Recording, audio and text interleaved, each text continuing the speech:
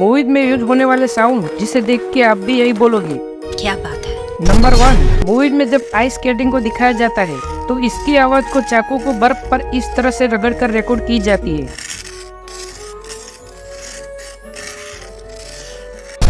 Number 2, movies में जब आग या बॉन्ड फायर के सीन को दिखाया जाता है तो इसकी आवाज को बबल रैप की मदद से कुछ इस तरह से रिकॉर्ड की जाती है। नंबर 3 को जानने से पहले है बोलना, जो भी इस वीडियो को लाइक करके चैनल को सब्सक्राइब कर लेगा उसके माता पिता की उम्र बढ़ा देना। नंबर 3, मूवीज में जब हाथी को आवाज करते हुए दिखाया जाता है तो इसकी आवाज को बलून की मदद से कुछ इस तरह से रिकॉर्ड की जाती है।